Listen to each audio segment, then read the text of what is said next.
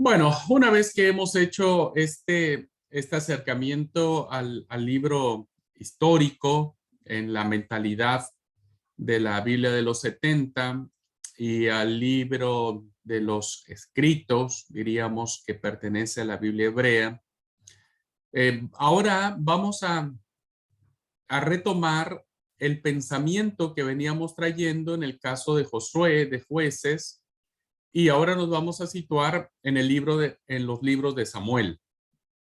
Eh, Sacando un poquitito a Ruth de esta línea, diríamos entonces que seguimos ante la presencia de lo que se le conoce como la historia deuteronomista, ¿ok? Que sigue manejándose, que inició con Josué, siguió con Jueces y ahora se va a establecer también en el libro de Samuel. Voy a compartir la pantalla. Un segundo nada más.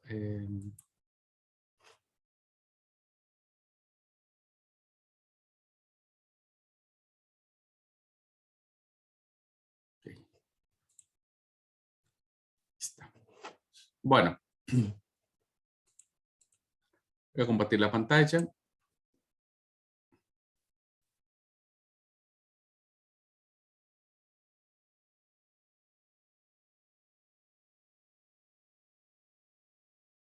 Está ahí.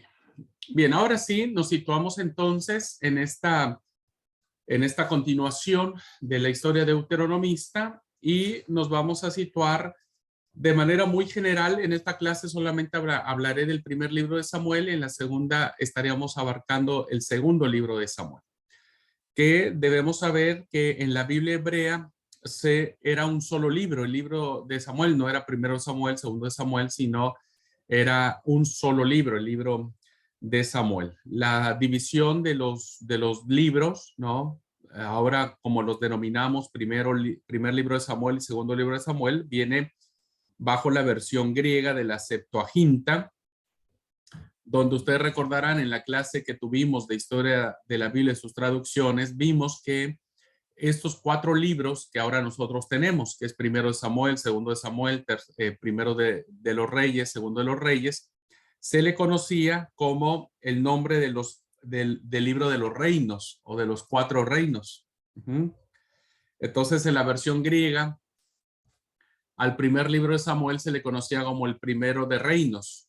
Al segundo libro de Samuel se conocía como segundo libro de reinos. Al primer libro de Reyes sería el tercer libro de reinos y al segundo libro de Reyes sería cuarto libro de reinos o de los reinos. Eh, bueno, cuando se hace la traducción, principalmente ¿cómo se llama? En la Vulgata aparece ya como primer libro de Samuel, segundo libro de Samuel, primer libro de los Reyes y segundo libro de los Reyes. Hablamos del nombre y del autor, siguiendo este método que estamos siguiendo de todos los libros. Vamos a decir, hermanos, que en cuanto al nombre del autor, se les ha dado a estos libros o a este libro, bueno, como sea, a veces nos vamos a referir como un solo libro, pensando que son los dos libros de Samuel, o los libros pensando que es primer libro de Samuel o segundo libro de Samuel. Los dos libros, hermanos, se le ha dado el nombre de Samuel, no solamente porque fue Samuel el personaje principal en en la primera parte de la historia, sino porque Samuel se convierte en el personaje de transición hacia la monarquía. Uh-huh. Entonces se le da este nombre, se le atribuye al personaje porque un personaje clave que va a dar paso a la monarquía, ¿okay? Ungiendo a los dos primeros reyes de Israel. El primero de ellos será Saúl y el segundo será este, eh, David. Uh-huh. David. Bueno,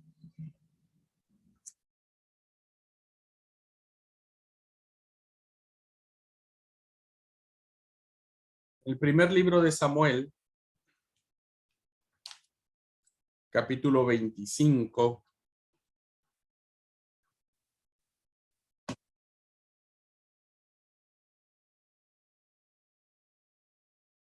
Versículo 1,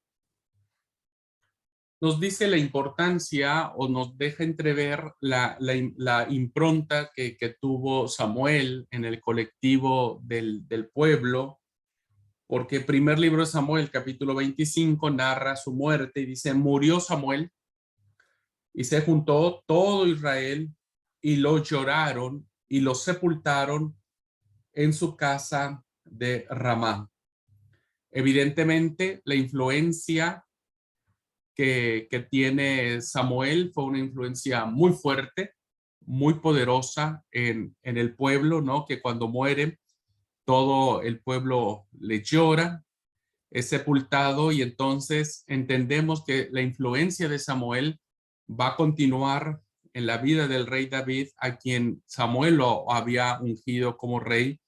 Y por lo tanto, todo este libro que va a hablar acerca de Samuel y de David va a estar permeado por la influencia de este gran personaje llamado Samuel. Dado que Samuel, hermanos, murió mucho antes de que ocurrieran algunos de los acontecimientos que se van a narrar posteriormente en este libro, algunos concuerdan, hermanos, que evidentemente Samuel no pudo haber escrito toda la obra. La gran mayoría de los eruditos concuerdan que Samuel pudo haber sido autor de parte de algunas o de muchas tradiciones escritas de este libro que lleva su nombre, incluso de jueces, de los demás libros que se le atribuyen a él su autoría, pero entendemos, hermanos, que no fue así y que eh, es altamente probable que él no haya escrito todo el libro, ni la totalidad del primer libro de Samuel, ni la totalidad del segundo libro de Samuel. O la totalidad del libro, si pensamos en los dos libros como uno. En Primera de Samuel, capítulo 27, versículo 6, nos da una pista, en el primer libro de Samuel 27, 6, nos da una pista donde parece indicarnos que el libro se origina, se escribe después de la división del reino, es decir, después de que vivió Saúl, después de que vivió David, después de que vivió Salomón y la ruptura de Jeroboam y Roboam, es muy probable que en esas rupturas de los dos reinos se haya escrito esta obra. Porque dice el versículo 6, y Aquís le dijo aquel día a Siclac, por lo cual Siclac vino a ser de los reyes de Judá hasta hoy. De los reyes de Judá. Evidentemente, hermanos, en la época en que se escribe el libro de Samuel, había el Reino Unido. Estaba el Reino Unido. Y cuando se habla de los reyes de Judá, se está hablando ya de la división del reino, el reino del norte, el reino del sur. Y la expresión que dice hasta hoy da por entender que el escritor que narra estas historias que aparecen en este libro se ubica en esa época, está viviendo la época de la división de los reinos. Por lo tanto, este libro es muy probable que no haya sido escrito por Samuel, sino que haya sido por un profeta desconocido. Desconocido. Y este profeta habría empleado material escrito que se venía arrastrando en la tradición escrita. Es muy probable entonces que el autor sea totalmente desconocido y haya sido incluso un hijo de la escuela de los profetas. Tal vez un discípulo de Samuel, tal vez las tradiciones que se vinieron arrastrando hasta la división de los reinos. Bien, ¿qué relación tiene Samuel con el libro de los jueces? Como les dije, sacando un poquitito a Ruth, ¿no? Sacándola y metiéndola en los Ketubim, como lo hace la Biblia hebrea. Entonces hay una continuidad entre el libro de los jueces y el primer libro de Samuel, y tiene mucha relación.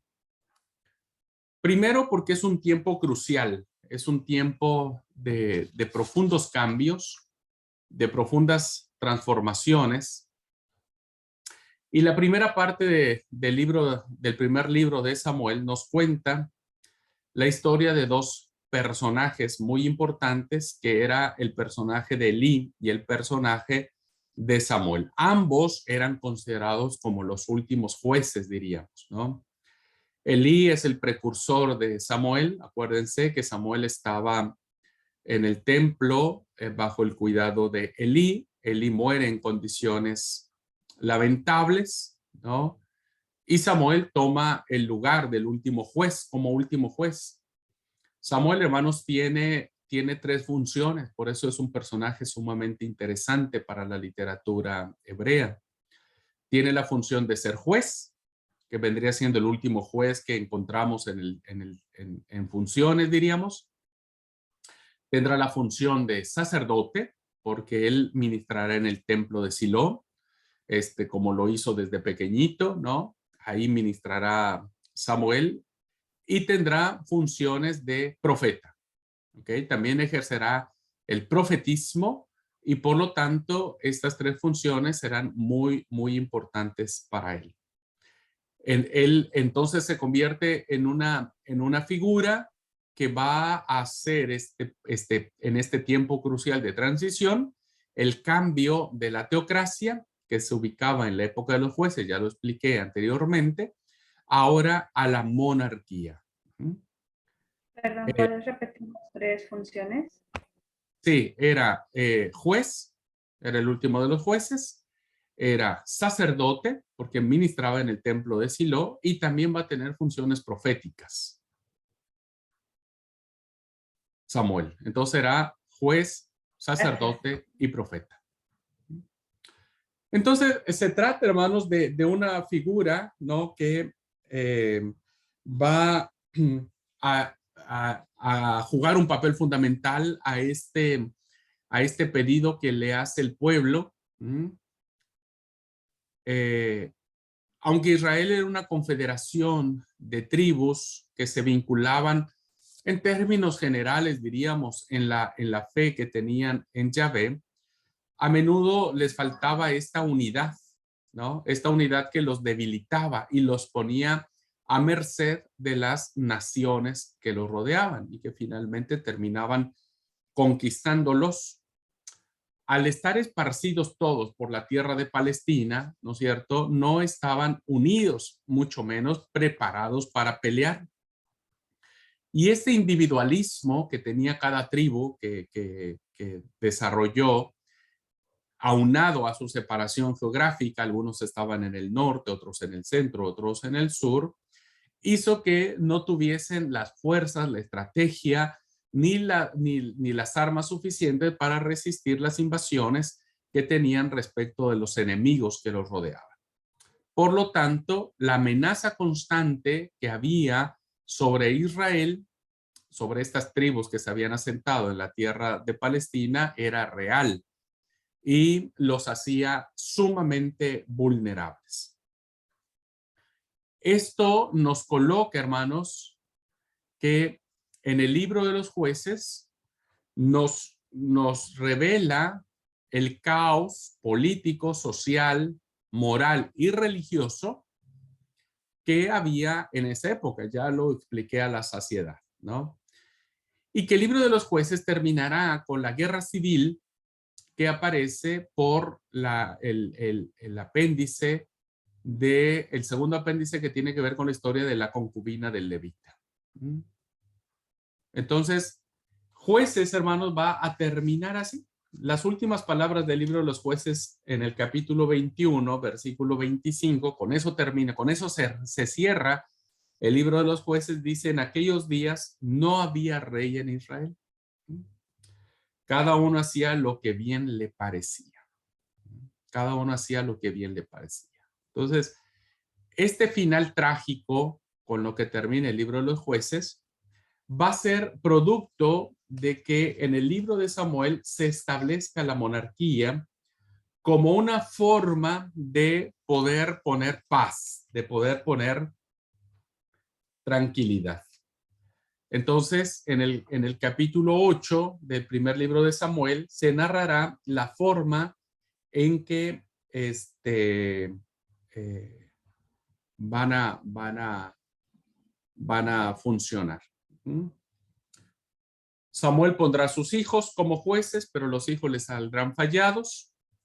Y entonces el pueblo dice en el capítulo 8, versículo 4 del primer libro de Samuel, Samuel 8, 4, dice, entonces todos los ancianos de Israel se juntaron y vinieron a Ramá para ver a Samuel y le dijeron, he aquí tú has envejecido, tus hijos no andan en tus caminos, por tanto constitúyenos ahora un rey que nos juzgue como tienen todas las naciones.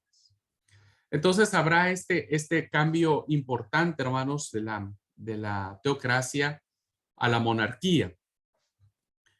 Y narrará de manera trágica, no sé si trágica, hermano, porque hay dos relatos de esto, ¿no es cierto? Pero va a narrar la manera en que el pueblo va a ceder su libertad.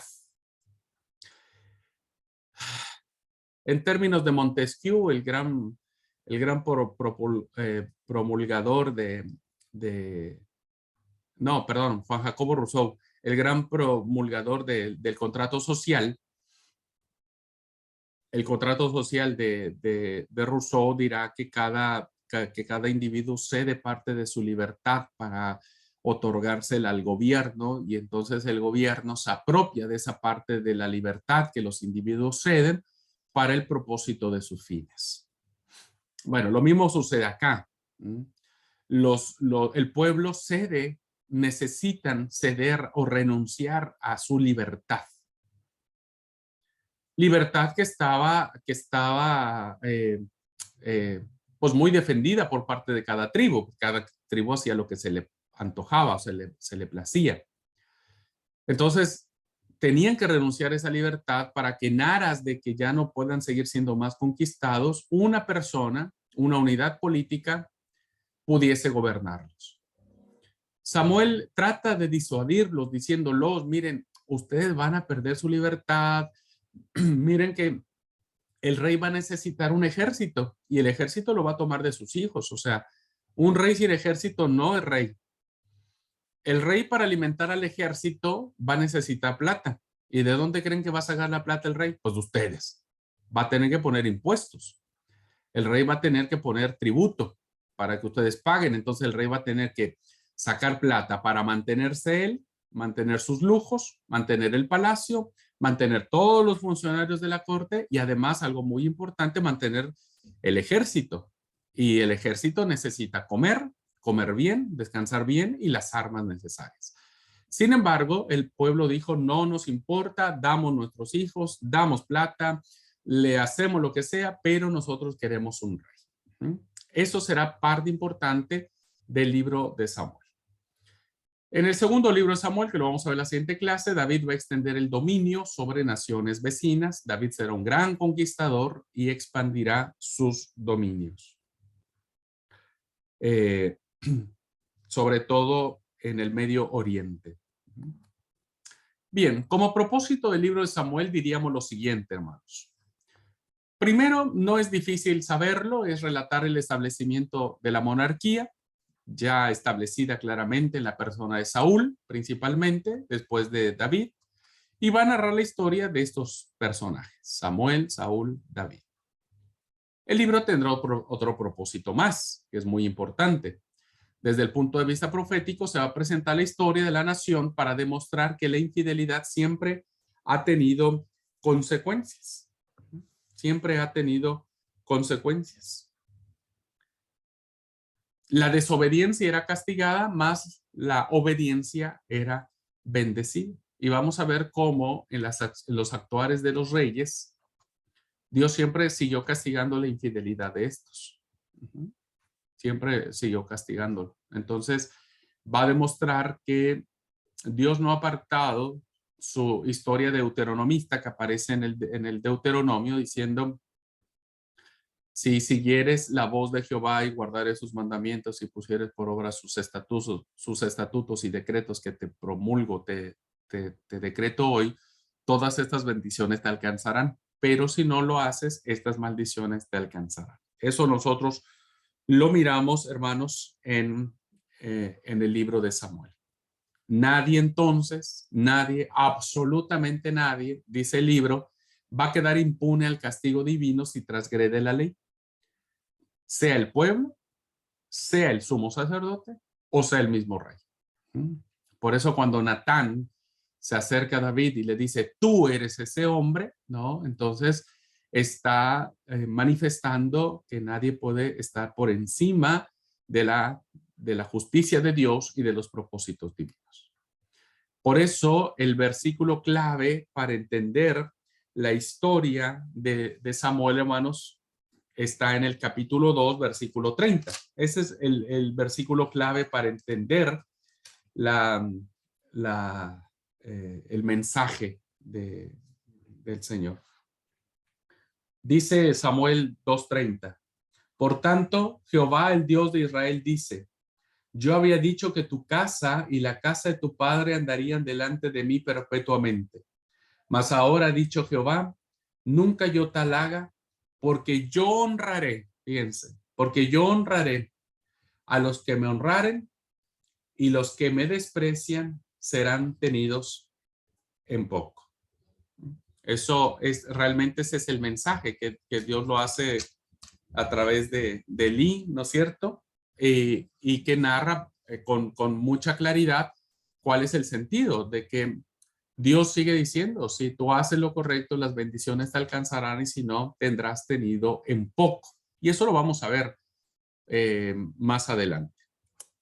El tema central, entonces, hermanos, es la institución de la monarquía de Israel, con todas sus consecuencias. Los puntos buenos, los puntos malos, lo que trajo como bendición para Israel, que una de las bendiciones de la monarquía era que finalmente pudieron pelear contra las naciones vecinas y conquistar pueblos y tener paz.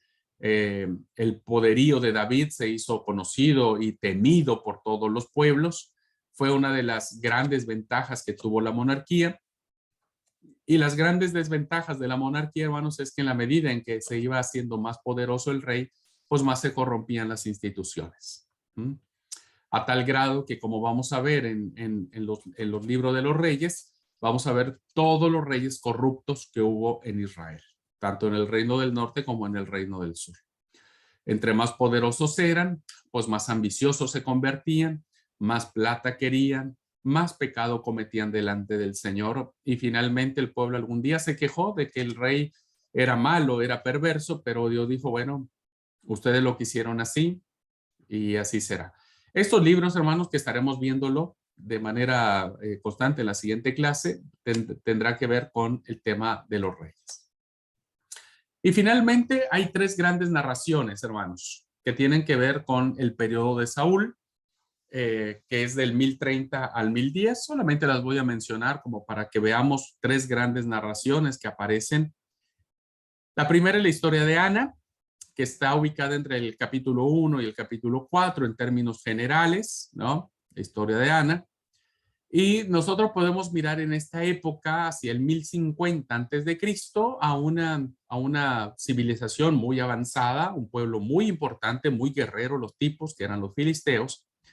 Y estos hermanos estaban apostados en la costa sur de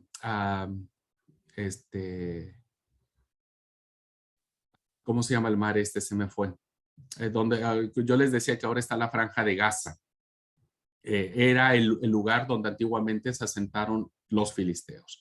Bueno, los filisteos, hermanos, no solo habían monopolizado el comercio del hierro, que los hacía hombres valientes, que los hacía tener el material suficiente para hacer las lanzas, para hacer las armas de guerra, ¿no?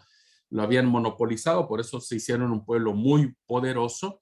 También tomaron el control sobre toda la Palestina y dominaban a los israelitas. Fueron el terror de los israelitas, los filisteos. En ese entorno de la opresión filistea hacia los israelitas se situó el nacimiento y la juventud de Samuel, que es hijo de Ana, y que, como todos sabemos en la historia, fue dedicado al culto del santuario en Silo, bajo la supervisión del profeta, del juez o del sacerdote Elí. Eso es lo primero que nosotros vemos, un pueblo que va a ser muy mencionado en la Biblia, ¿no? Los filisteos. La segunda grande narración tiene que ver con dos personajes, Samuel y Saúl, que estas historias se encierran o se consagran del capítulo 5 al capítulo 15 de este primer libro. Y bueno, sabemos, hermanos, que en torno al más o menos al 1030 antes de Cristo, Samuel unge al primer rey de Israel. Que Saúl significa en términos generales pedido a Yahvé, diríamos, o pedido de Jehová. Como rey de Israel, Saúl, ya ungido como el primer monarca, logra vencer a los amonitas y a los filisteos, arrebatándoles el monopolio del hierro y logrando así la independencia del pueblo, aunque de un modo precario. No logró destruir en su totalidad a los filisteos. Pero bueno, Saúl fue también un buen rey, un buen estratega, pero no tan poderoso ni tan sanguinario o tan guerrero como lo fue David. Posteriormente, por las decisiones equivocadas que comete Saúl, pierde el apoyo de Samuel. Saúl toma atributos que no le pertenecen, ¿no? De profeta y de sacerdote, que solo le correspondían a Samuel, y por lo tanto pierde el apoyo de Samuel y consecuentemente va a perder también el apoyo del pueblo que gobernaba, muriendo de manera trágica, ¿no? De manera trágica. Hay dos relatos de la muerte de Saúl. Las dos tradiciones se han conservado en el texto sagrado, pero finalmente es un rey que pasa sin pena ni gloria. No tenemos muchas tradiciones del rey Saúl. No hay mucho que decir acerca de él y no va a ser lo mismo con el rey David. Y la tercera grande narración, hermano, lo tenemos en estos dos personajes, los dos grandes reyes, los enfrentamientos que tienen entre Saúl y David, que estarán desparramados en los capítulos 16 al 31. En los últimos años del reinado de Saúl, aproximadamente entre el 1015 y 1010 antes de Cristo, David se levanta, hermanos, como un hábil general que había estado a servicio de Saúl, ¿ok? Hay dos tradiciones también que se confluyen para saber cómo David llega a Saúl. Una tradición dice que llega por parte del vencimiento de Goliat y por otra tradición que nos dice que David ministraba en el templo tocando el arpa. Cualquiera que sea el caso, David llega a la corte real, ¿no es cierto? Sirve a la corte real de Saúl y empieza su preparación como jefe de las guerrillas en el sur de Palestina, donde de manera peculiar va formando un ejército particular. No es en el año 1010 antes de Cristo, donde los filisteos, porque no pudo Saúl acabar con ellos, lo matan, lo derrotan, muere Saúl, muere o lo matan, depende de la tradición que nos situemos en el monte de Gilboa, que se encuentra en la región norte de la Palestina central, y es allí, en la muerte de Saúl, donde David va a empezar a funcionar, y lo estaremos mirando con mucho más claridad en ¿cómo se llama? En el segundo libro de Samuel.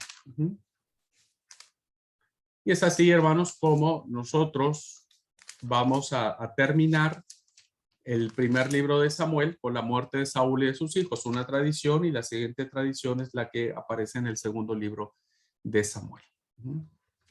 Bueno, son los tres grandes bloques en el que podemos encontrar este primer libro. Ana, que tiene que ver todo lo que es el nacimiento de Samuel, Elí. El segundo bloque, Samuel, Saúl, el primer rey con todas sus aventuras. Tercer bloque, las relaciones entre Saúl y David que terminan con la muerte del rey Saúl a manos de los filisteos. Bueno, voy a quedarme aquí solamente, hermanos, como datos históricos que tienen que ver con este libro, para que en la siguiente clase podamos ir aterrizando más en función del segundo libro, unirlo con el segundo libro de Samuel. Por ahora nos quedamos con estos datos acerca del primer libro de Samuel, y en la siguiente clase ya haremos el cierre, cerraremos todo lo que tiene que ver el primero y el segundo libro de Samuel. Muy bien, hermanos. ¿Alguna pregunta, algún comentario hasta acá de este libro? Son interesantes las historias que narran. A ver, el estilo literario que tienen esta literatura es narrativo, entonces es cautivante la historia.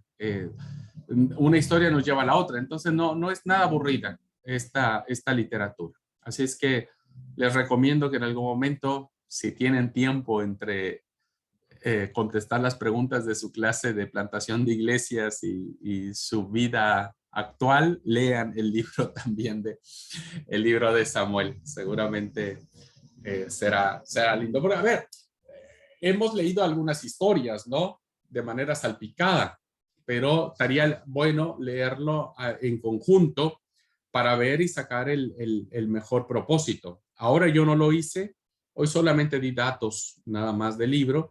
La próxima clase lo cerraré teniendo ya en la mesa el segundo libro de Samuel. ¿Okay? Bueno, hermanos, que Dios los bendiga. Me alegró verlos. Cuídense mucho. Les mando un gran abrazo. Igual a usted. Gracias. Que Dios los bendiga, hermanos. Nos vemos el lunes, Dios mediante.